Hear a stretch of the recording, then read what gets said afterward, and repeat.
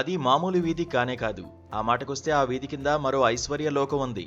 బంగారం పోతపోసిన భూమిపైనే ఆ వీధి ఉంది.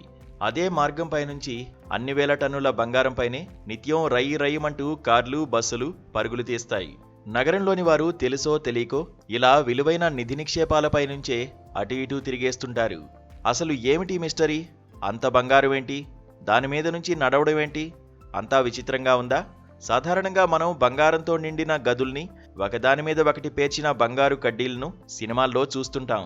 కానీ టన్నుల కొద్దీ బంగారంతో నిండిన అలాంటి చోటు ఒక చోట నిజంగానే ఉంది. పైగా అది ఎక్కడో ప్రపంచానికి దూరంగానో తెలియని ప్రదేశంలోనో కాదు. లండన్ నగరంలోని థ్రెడ్ నీడిల్ స్ట్రీట్లో ప్రపంచంలోని 5వ వంతు బంగారం కడ్డీలు, ఇటుకల రూపంలో ఈ వీధిలోనే కొలువై ఉంది.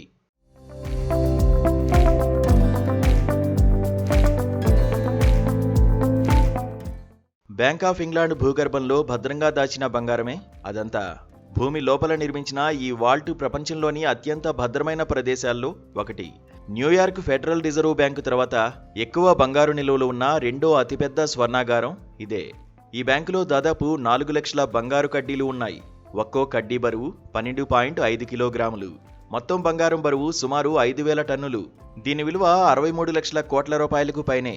ఈ స్వర్ణ నిధిలో దాదాపు 94% ప్రపంచంలోని 30కి పైగా దేశాల కేంద్ర బ్యాంకులు, పెద్ద పెద్ద సంస్థలదే. కేవలం 6% లండన్కు చెందింది. చాలా కాలంగా లండన్ ప్రపంచ బంగారు మార్కెట్కు కేంద్రంగా ఉంది. రాజకీయ స్థిరత్వం ఉన్న దేశం లండన్ కావడంతో చాలా దేశాలు తమ బంగారాన్ని ఇక్కడ సురక్షితంగా దాస్తున్నాయి. ఈ బంగారం రక్షణకు బ్యాంక్ ఆఫ్ ఇంగ్లాండ్ కఠిన భద్రతను అమలు చేస్తోంది. బాంబులను కూడా తట్టుకునేలా ఈ వాల్ట్ గోడల్ని నిర్మించింది. దృఢమైన లోహాలతో వీటి తలుపులు రూపొందించింది. దొంగలు డ్రిల్ చేసి లోపలికి రావడానికి ప్రయత్నించినా అది అసాధ్యమే. ఈ బ్యాంకు చరిత్రలో ఇప్పటివరకు ఒక్కసారి కూడా దొంగతనం జరగలేదంటే దీని భద్రత ఏ స్థాయిలో ఉందో అర్థం చేసుకోవచ్చు.